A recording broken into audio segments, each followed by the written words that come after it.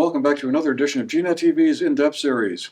I'm Andrew McHugh, the news director at GNAT-TV's News Project, and it's a pleasure to have you with us today on Wednesday, March 6th, the day after Town Meeting Day. We're here with four of our local state representatives. Mike Rice, who represents the district that includes Dorset, Danby, Mount Tabor, Peru, and Landgrove. Dave Durfee, who represents Shaftesbury and part of Sunderland. Seth Bungartz, who represents Manchester, Arlington, Sandgate, and the other part of Sunderland. And also on Zoom, Kathleen James, who is Seth's seatmate there, who also represents Manchester, Arlington, Sandgate, and that part of Sunderland. So I wanted to thank you all, first of all, for making the time for this conversation, kind of a mid-session legislative update, I guess, if you will. And I thought we could kind of look ahead and see and sort of find out what you all think might be some of the big issues or bills or statutes that you'll all be working at as we go into the second half of the session this year. But I guess first, before we leave town meeting behind, I thought it might be interesting just to kind of get your reactions to the voting that you saw in your districts. And well, Kathleen, maybe we'll start with you. You circulated around through several town meetings, and what was your takeaway from some of the results? Well, I think the biggest thing on my mind, and probably on a lot of voters' minds and a lot of my colleagues' minds, was how the school budgets would fare this year. And I was really, really gratified to see that as of right now anyway, it looks like the Taconic and Green budget passed handily with almost 71% of the vote. And voters really strongly supported the school budget in Arlington as well. That is not the case around the state. We're seeing a lot of school budgets defeated by the voters in communities all over Vermont and some big communities too. I think Champlain Valley and South Burlington and Williston, I believe, St. Johnsbury. Anyway, and so, you know, what I think that sends a very strong message, and it's not one that's surprising to any of us here in this room, which is that voters want to support their schools, they want to support strong education, but they're also very concerned about property taxes. So I think that's the big story of this election, and I'm sure we'll have time today or maybe want to dive into kind of what's next when it comes to education spending. Well, gentlemen, what's your feelings on that? I mean, clearly the school budgets were certainly the part I was kind of most focused on. I mean, there were some interesting articles in the various towns and everything, but that was a big question going in because of the property tax situation and what have you, and voters seem to be kind of concerned about that. But as Kathleen said, Taconic and Green anyway, the budget's passed pretty handily, and also in the Medway School District too, and Winhall as well. But certainly it seems like, I don't know, my feeling anyway was that this is a situation that's kind of screaming out for some kind of change or action or modification beyond the modifications you made to Act 127 to kind of repeal that 5% cap situation that was causing some concerns. So I guess my question is, what do you think going forward is something that would be well, there's two parts to it, maybe a short-term fix and a long-term fix. Maybe we'll start in the short-term fix. Yeah, I mean, I'll just say that short-term, you mentioned the 5% cap and the repeal, and without getting into deep into the weeds here, I think that some of those districts that Kathleen just listed, whose budgets didn't pass, were school districts where the budgets had been padded originally with the expectation that there would be not as much of a burden placed on taxpayers because of that provision that was in fact repealed. So I would say it's not all that surprising that some of these budgets didn't pass, and that the school boards now in those communities will go back and put together a budget that reflects what the law now says, and it will still mean double-digit increases in many communities. And I know that in Mount Anthony's case, in Bennington and Shaftesbury and Pownell, North Bennington, Woodford, uh, we still don't have the results on that budget. There are going to be other communities that haven't reported yet too, so this could be a bigger thing. So I think the short term anyway, there will be some districts where you'll see them coming back with a budget that is dramatically different, and that actually is a good thing for everybody because that means that the statewide school spending number, education spending, will be lower, and that affects not only the individual districts past the local budgets, but it affects everybody. Because it's a statewide system, it does have an impact on everybody's tax rate. So um, I think that, by the way, I think the reason that the Taconic and Green budget did well is because they didn't take it, they didn't try to, it's not fair to say game the system, but I'll use it, and just to make clear what I'm talking about, that difference between the 5 and 10% was kind of a free zone. They didn't try to utilize that. They kept their budget really well out of the box, and people appreciated that. And I think that's why it passed, despite the fact we're looking at some property tax rates. I think what we need to do is, after this is over, I think we'll be, I don't think, I know, we'll be spending time in the legislature analyzing what this means for the future. Like, is it kind of a COVID holdover and things will settle down after this? I am skeptical of that, but we really have to understand it before we start saying what we're going to do or not do. But having said that, anything like this rate of increase is simply not sustainable. And we're over-reliant on the property tax to fund education. And Kathleen, as we went around town meetings, made just as a point, noted the fact, that the mental health costs that are associated with all schools now and having to drive budgets. Should we look at taking that out of the education fund and funding that through the general fund using broad-based taxes as opposed to doing it through the property tax? And there's other school construction. If we put together bonding authority for the first time since 2007, and we need to, because schools are coming unglued because we haven't done that for so long, does that come out of the general fund or the ed fund? So there's things we can do that way to at least to look at how to distribute. And then there's the harder choices about school sizes and those kinds of things. But I think it's fair to say that if after we really analyze this and get a grip on what this might mean for the next 2 or 3 years, continuing on the same course is not sustainable. People can't afford this rate of increase. We have to do something about it. Yeah, I would just echo what's been said about gratitude for the Taconic and Green board putting together what was I thought was a really responsible budget and sort of did the best job possible in terms of balancing supporting student needs and staff in the schools and also keeping spending as low as possible. And I think that sort of responsible budgeting was reflected in all the votes that we saw. Even that budget, though, included some things that won't last forever. That they used some stabilization funds that won't be able to have that option every year, and also sort of create a little bit of a false rate in that if you pull it out next year, there's a little bit more of a cliff, and we've seen that in other ways too, from previous years to this one. So I think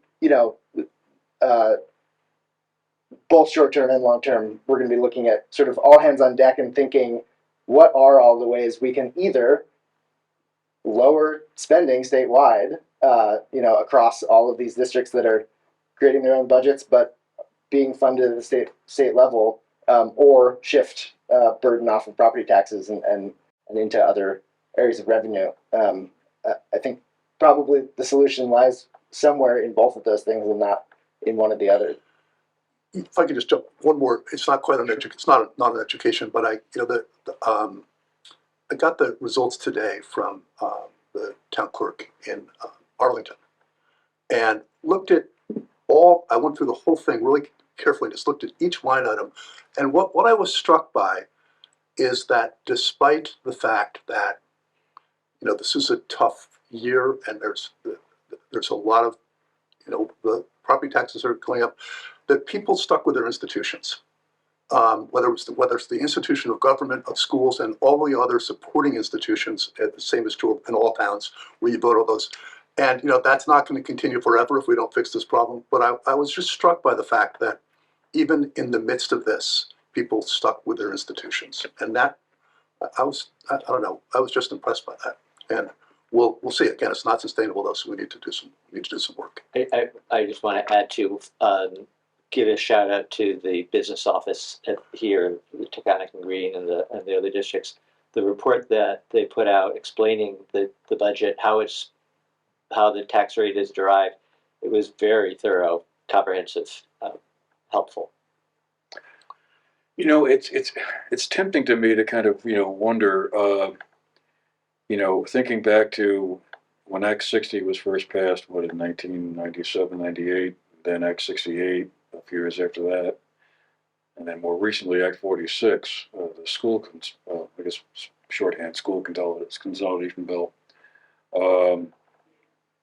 That Kathleen, you mentioned a couple of times at some of the meetings I heard you speak at, to talk about difficult conversations that would need to be had. And I was thinking, well, okay, so what does that mean? I guess first of all, those three pieces of legislation I just mentioned took a couple of years in each case to kind of get through the legislature, and they all created a lot of turmoil, upheaval in their wake. At least it took a while.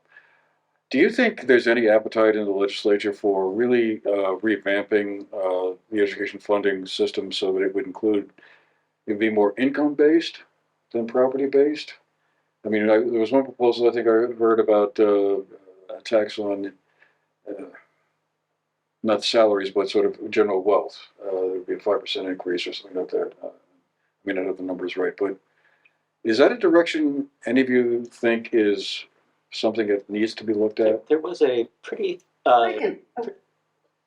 Yeah, well, I'll just say that there was a study that the legislature commissioned 2 summers ago, and a group really did a deep dive into into transitioning to an income-based education taxing system.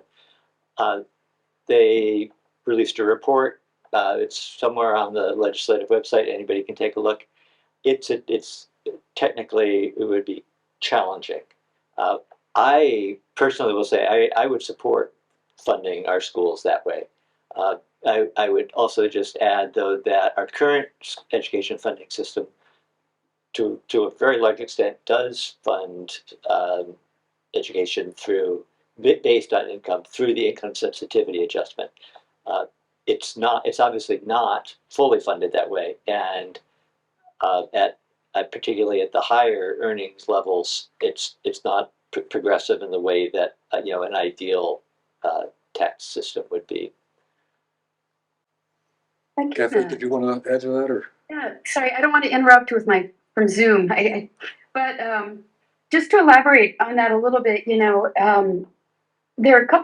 things that the legislature can and can't do. So, the amount that shows up on your property tax bill, your individual bill, is obviously heavily impacted by the value of your property. And, there's nothing that the legislature can do to control the fact that real estate values are rising all over Vermont.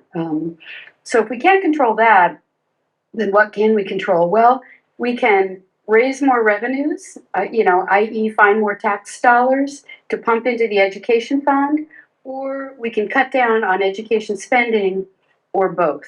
So, when I say hang on to your hats, I think that there's a lot of appetite in the legislature to tackle this issue, but it could involve decisions that have been controversial in the past. Whenever you talk about raising new revenues to feed the education fund, there are always folks who oppose any different idea you might have. We've talked about taxing sugar-sweetened beverages. We've talked about a cloud tax. There are other ways to raise revenue, and each will have its proponents and detractors.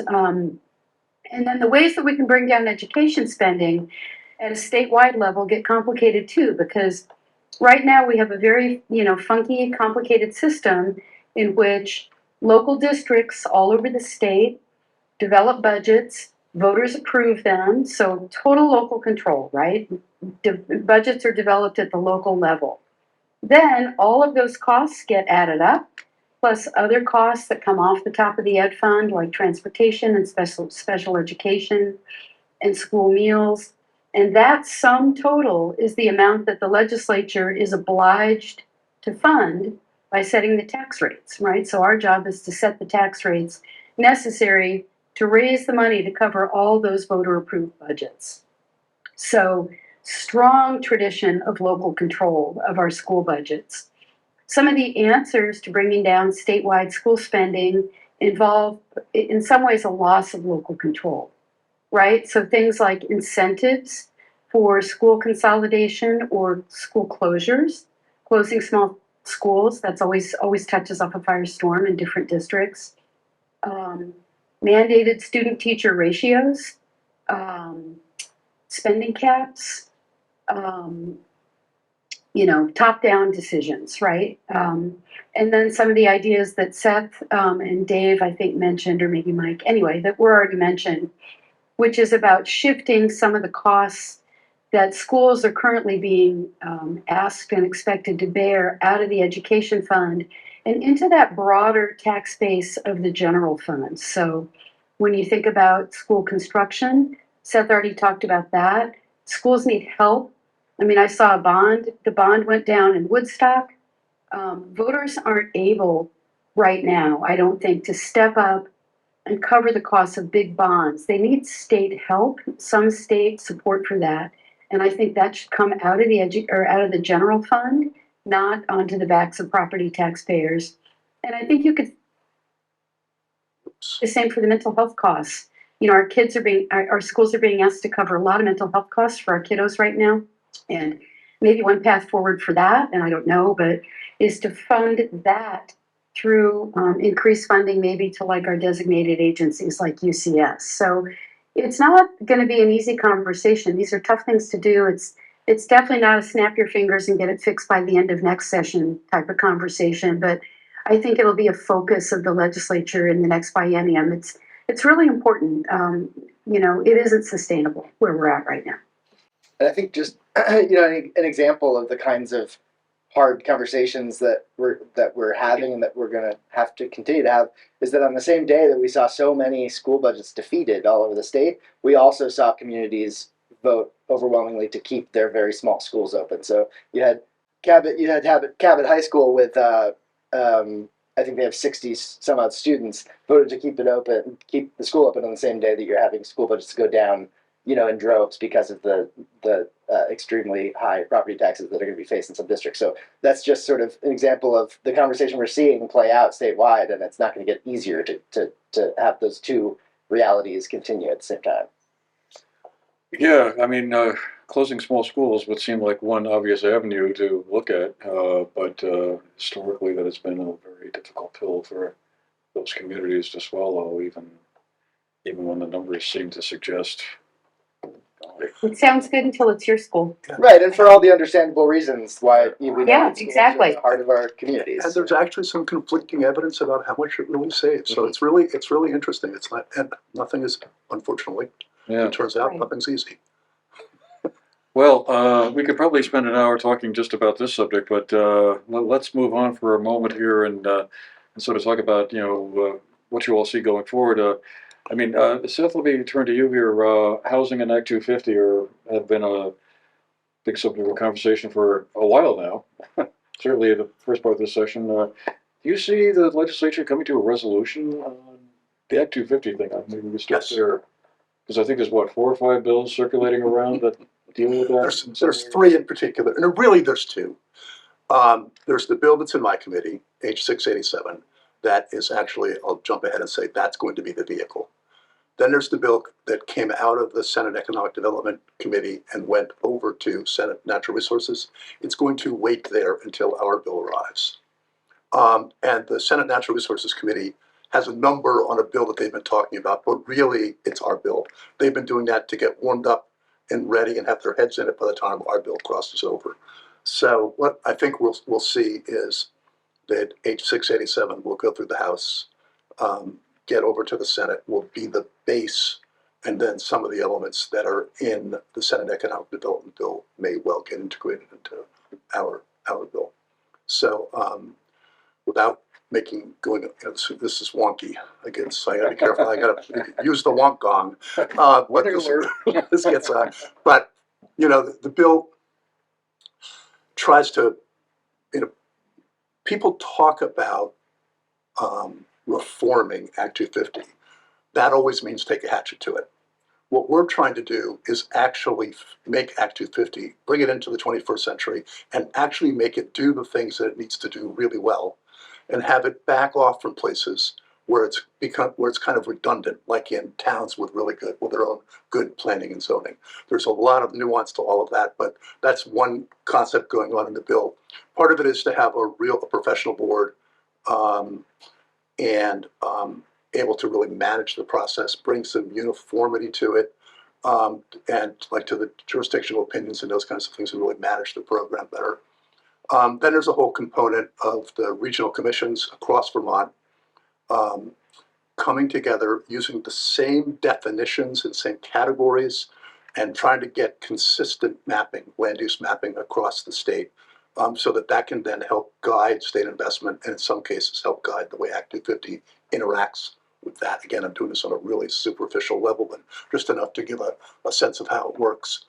And the housing component of this comes in that first part I was talking about, where to different degrees, depending on the sophistication of the community and what kind of services it has, like sewer, water, and soils, different levels of exemption from Act 250.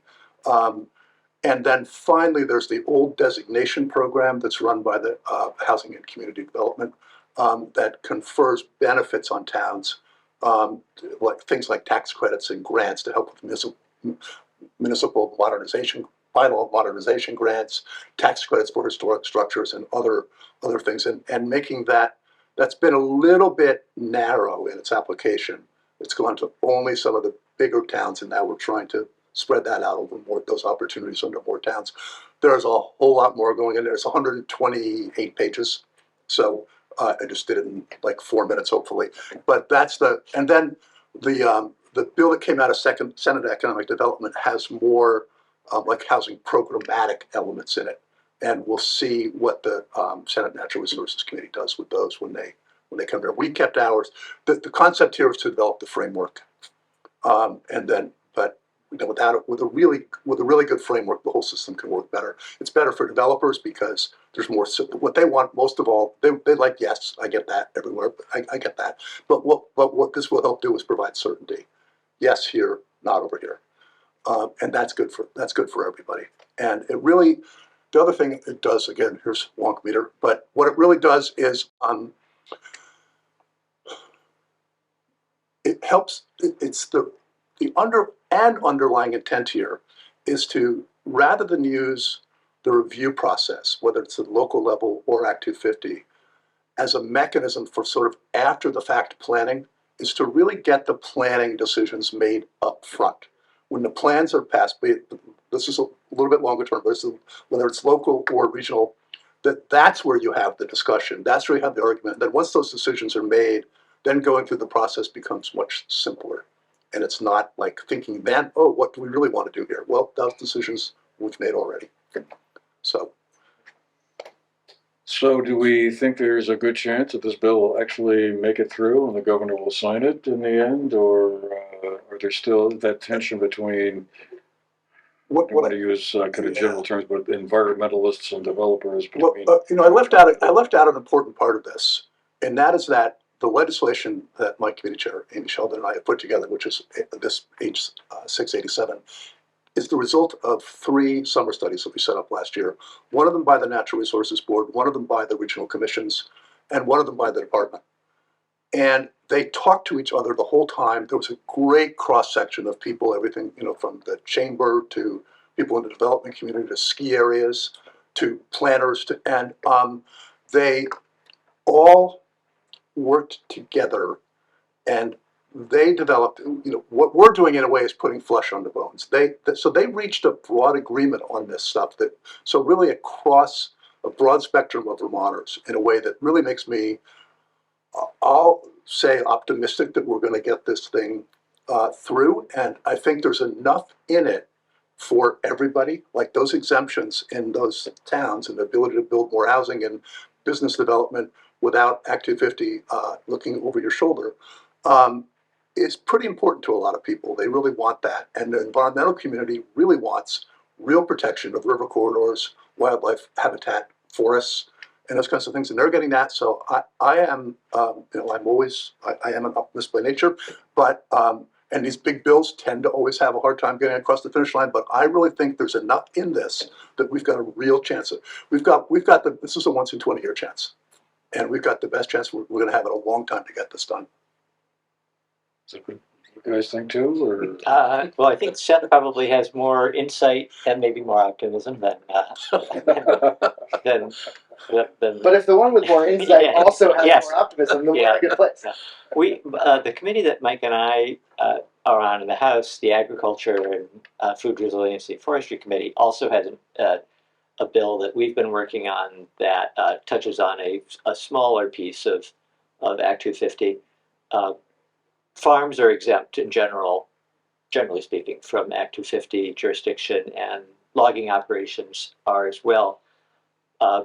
What's not exempt are accessory on-farm businesses and forest products business that work then after the trees are cut and need to be milled or chipped or turned into mulch.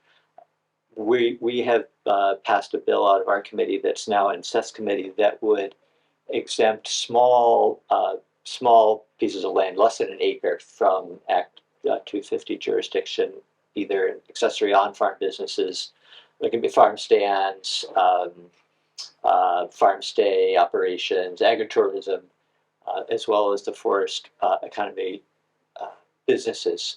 So that we're hoping that some of that will also find its way into the bill ultimately. But it just really, I think, goes to show it's a very complex issue with lots of different interests all coming together to try and push it across the finish line. And I think what's about the bill that came out of our committee is that it really does complement the way that Seth was talking about it. This isn't necessarily reform in the way that people talk about it, but modernization. And the same thing, right? So farming is exempt from Act 250, but what it means to have a viable farm in Vermont has changed over the past several decades.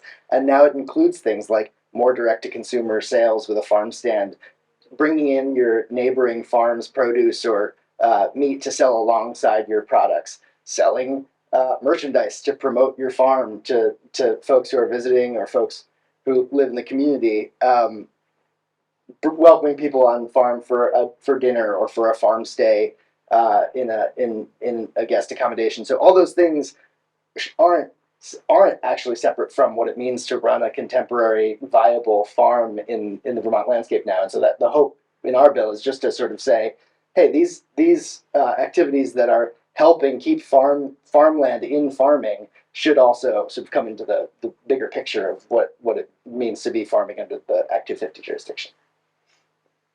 And on the housing side of it all, I mean, you folks have in recent years, funneled a lot of money into housing incentives for $1 billion. developers. Is that kind of at this point a kind of a wait and see how things go, or particularly if this Act 250 bill gets through, or is there any sense that we kind of need to keep pushing the housing envelope even further to address the shortage of housing, and maybe in the course of this we could also touch upon the whole question of the homeless folks who are in the motel program that's winding down. I mean, do we think there's going to be places for those folks to go to, or are they going to be? I can pick that one up if Kathleen's you on the want, housing Andrew. Oh, okay. Yeah. Is that Yeah. well? Let's start with that part of it, because I mean I realize it's a gigantic big issue, but that homeless motel program, is that going to be successfully wound down, or are there going to be places for folks to go to? Well, I can tell you where things stand right now. I think folks probably remember this, but maybe they don't, that Vermont's had an emergency housing program, that provides people vouchers to stay in motels under certain circumstances for a long time. So this wasn't a new program. What happened was that during COVID, we expanded the program using federal dollars quite a bit because obviously for public health reasons, it wasn't safe to keep folks housed in shelters, right, in congregate settings. And so it was, it was an expensive expansion. It was funded almost entirely with one-time federal dollars. And now we do need to kind of modernize the program and I guess rein it in financially so that it's something that we can sustain. So how things stand right now is that there's still a group of folks left over from these, I guess, expanded COVID era criteria. I think they're called the June cohort. And those are our most vulnerable Vermonters. So those folks are in the motels right now on vouchers. They are older Vermonters. They are families with children. They're folks with disabilities. They're folks fleeing domestic violence or maybe somebody who's had a catastrophic event in their home like fire or flooding. So in the Budget Adjustment Act that we just passed, we successfully included funding to keep those folks housed through the end of the fiscal year.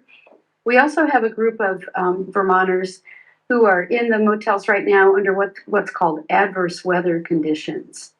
And March 15th, when that program ends, as it does every year, again, the most vulnerable Vermonters in those categories I mentioned will be able to stay. And folks who are so-called, able-bodied will, need to move out, excuse me, as they do every year. And so that buys us a little bit of time to try to push through a bill that we have in the works in the House Human Services Committee to really take a new look at this motel program and see how we need to revamp it. And I can't really speak to the details of that bill because they're just starting to take testimony. But also to get funding into the FY25 budget to make sure from my point of view and point of view probably of a lot of folks that we're not kicking people out of their shelters come June 30th. But in the meantime, there's of course the real effort to build shelters, build shelters, Yeah, thank you. and build more housing. So this is kind of partially a bridge till some of that's able to come online. So we'll go on about that, but. Okay, yeah, well, it's a really super difficult issue.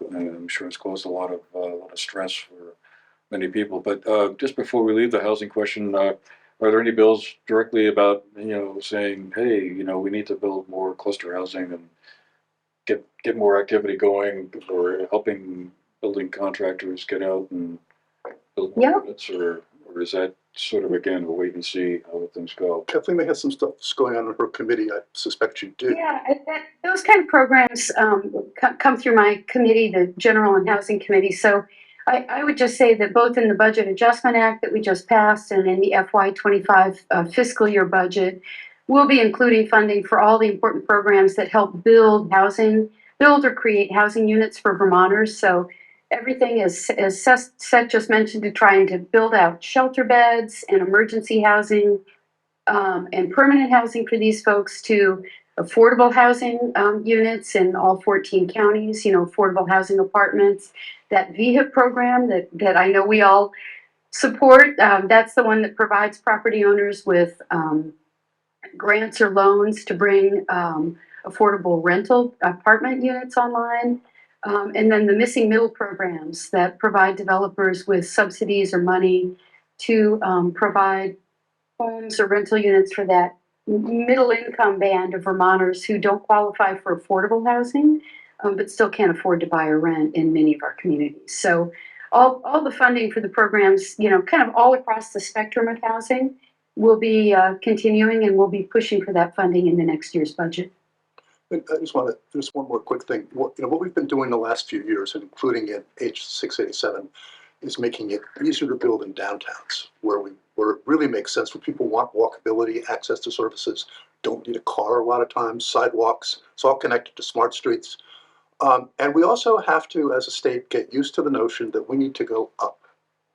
It's not that you can't build elsewhere, but we need to make it as easy as we possibly can through regulatory apparatus and otherwise to build in downtowns. And we have to get used to the notion that we have to go up, because the opposite of up is out, and out is sprawl, and less good use of land. Makes much more sense to use a block of land footprint and go up than it is to replicate that footprint all over the place. And so the bill as 687 stands right now, and it probably won't quite last in this form, but has provision in it that says if you're one of the towns with sewer and water, and you're going to be in this one category of complete exemption from Act 250, you have to make reasonable provision for buildings of at least 6 stories. And so it doesn't have to be right on the street, it can be backed off so it doesn't affect the streetscape. But, you know, I just want to say, since we're having this discussion, that's something people need to get used to, because we must go up. That certainly make quite a change It for make quite a the change. typical Vermont No, landscape of 2- and 3-story buildings. it might not. We might not stick with it. But the typical Vermont landscape is also the forests and farmland that we're protecting by not allowing for that sprawl. So if we need more housing units, it has to be one or the other. And if we want to, protect that forest and open land landscape that we love so much, there's really only one way to do it. I would also just say, before we move on from housing, a really important part of this conversation in the wake of last year's floods is making sure we really get it right around river corridors and floodplains. And the time we have left, I guess I just wondered, maybe I should just have you guys go around the room, around the table, I mean, and just say, what are some of the issues you're seeing on the radar screen that look like are going to be subjects of conversations either in committees or on the floor. I mean, I made this little short list for myself here, and I was thinking, well, state budget, how to attract more business to Vermont, climate issues, public safety, opioids, childcare. Those are some of the things that came to mind to me. But would those be on kind of the short list that you expect the legislature to be focused on, or are there some other things that we should be kind of anticipating activity on? Just public safety brings to mind, yes, there's a couple of bills, one in the House, I think one in the Senate, that are taking, as you would expect, slightly different approaches, dealing with a range of issues. So judicial nominations, for one, we saw the pandemic really, as with so many other issues, played a big part in this, but there's a large backlog in our court system. We see that in the headlines from time to time. We went almost an entire year with 4 well-qualified judicial nominees waiting to be confirmed by the governor. They ultimately were, and there have been a couple more since then. But that nomination process is being looked at. It's the subject of a bill. Retail theft. I know some of us have signed on to a bill that would make it easier to prosecute multiple instances of retail theft, auto theft. Others can jump in here, because I think there's a range of things that are being looked at the moment on that particular issue. Work crews, I think, are kind of an interesting idea that's been, I think that's in the retail theft bill, right, Dave? Anyway, one of the things that we're looking at is bringing back so-called work crews. Apparently they were sort of a popular sentencing option that reduced pressure on the court system or on the correctional system by diverting folks to community service, essentially, for minor, not serious crimes, but for minor crimes. And I think those were canceled without a whole lot of notice, and people weren't very happy about it on all sides of the spectrum. And so I think we're taking a look at bringing work crews back as a form of diversion. And, Dave mentioned one of the problems that we have is really just a backlog in our judicial system. And so in terms of the FY25 budget, I think that we will be looking to really make sure that our criminal justice system is adequately resourced, so that when people are charged with a crime, they feel the consequences and they feel them quickly. Any other burning topics that are kind of bubbling under the surface that Well, one that's bubbling under the surface, it's related to school budgets, is healthcare. And it's a huge driver of all kind of business stress on businesses. It's a huge driver of costs of education. And frankly, the next governor, whoever it may be after this year, I think this is only going to get fixed with the governor using the power to convene and pulling the right players together, and really, just like we talk about the possibility of taking the education system, funding system apart and putting it back together differently, we need to be doing the same thing with healthcare, because that's also on an unsustainable path. People, the rate increases of 15% a year, 15 to 20% a year forever. That math just doesn't add up. And that's the course we're on right now. But I think this is one of those times when only a governor really taking the lead, convening, and working on a solution is going to be able to get it done. But boy, is it a huge issue.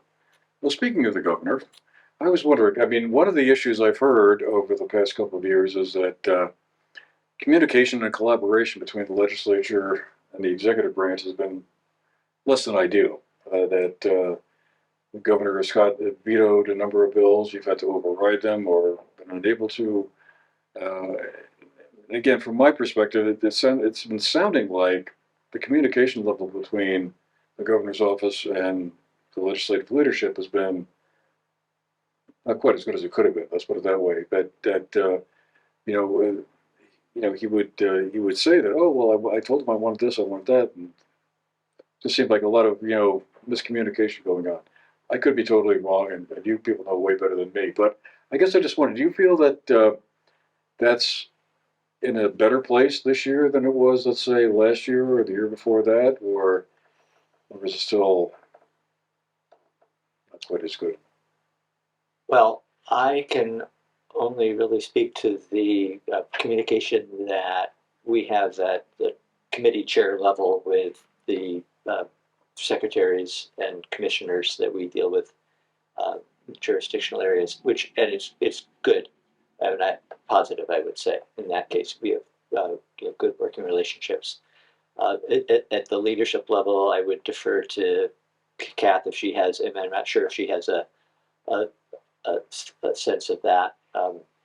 It's certainly, I think it's a matter of record that the governor has vetoed more bills than any other governor. He's served 4 terms, but that's not unusual. Looking back at even at recent history. The makeup of the legislature is different than it has been party-wise. We have had an increasingly larger majority in different party than the governor's party.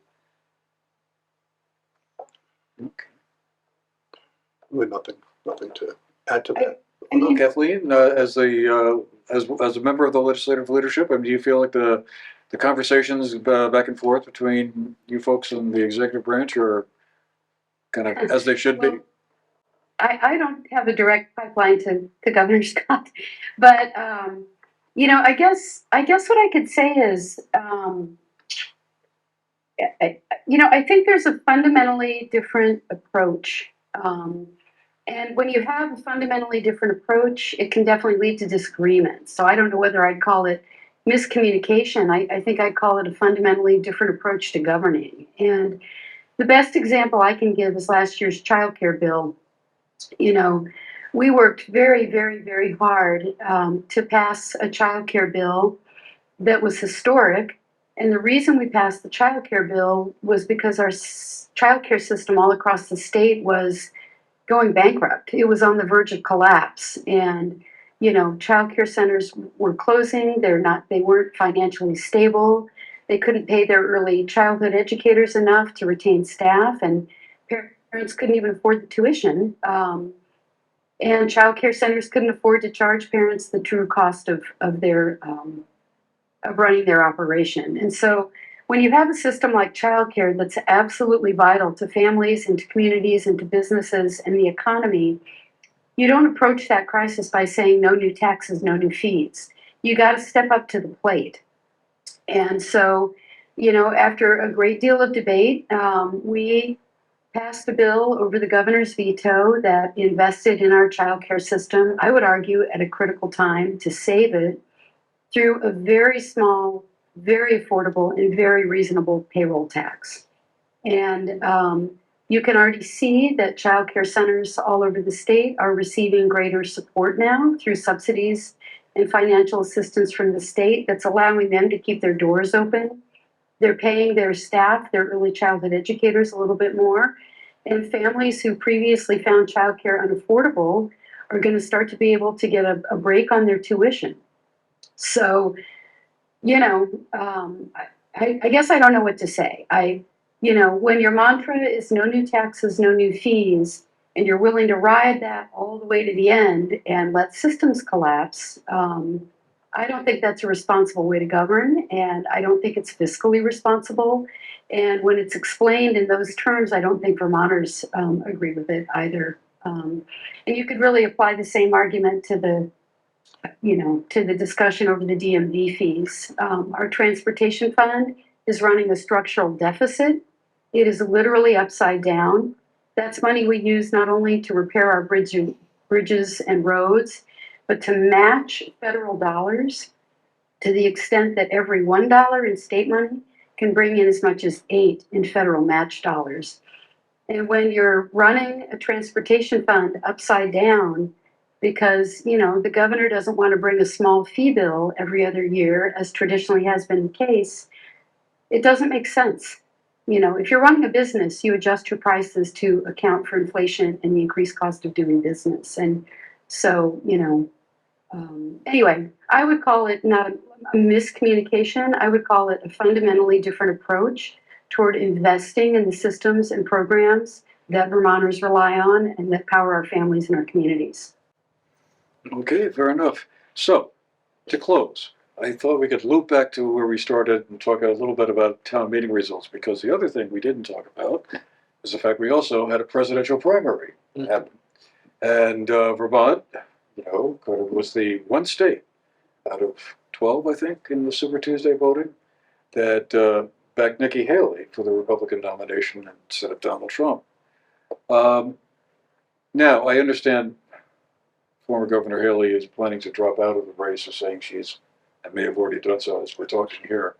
And in which case, the fact that she did finally win one state, in addition to the District of Columbia, I believe, is not going to change the course of the presidential politics. But I guess I just wondered, just for a little fun and games and political punditry here, what did you all make of that? I mean, it was a very narrow margin. Was that a result of a lot of people who would probably vote for Joe Biden, or usually Democrat voters, picking up a Republican ballot and casting a ballot for Nikki Haley? Or I will say that unequivocally that is the case. I've had people tell me that they did that. When we actually see the numbers, I think, of votes that were cast on a Republican ballot, compare it with the number cast on a Democratic ballot, you'll see that they're unusually close. Well, I thought it was just kind of interesting to see that in Vermont being the one exception, the map in the paper, and all these other states in one color, in Vermont, the one state in Well, green. Vermont is exceptional. So. I guess so. Anyway, it's kind of interesting. I think it's at least worth noting that I think what it says, even that, is that people recognize that institutions matter, government has a role, and total arbitrary chaos is not good for anybody. And I just think that there's at least that element, because it really said we want sane government.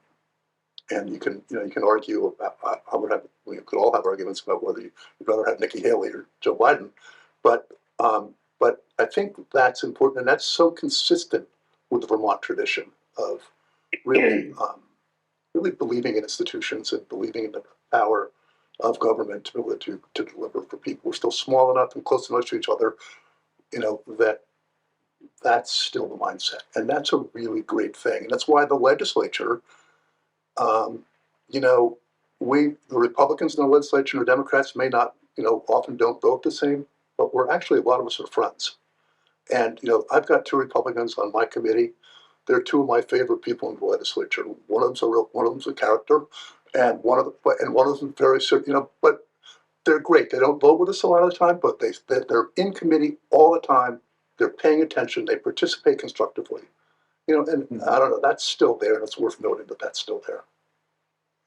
Before we call it a wrap, Kathleen, did you want to add anything to that bit? I don't think so. I tell people the same thing all the time, that I think there's a very collegial, respectful, cross-party vibe in the State House, and it's incredibly refreshing. Gee, too bad it could be like that in Washington, huh?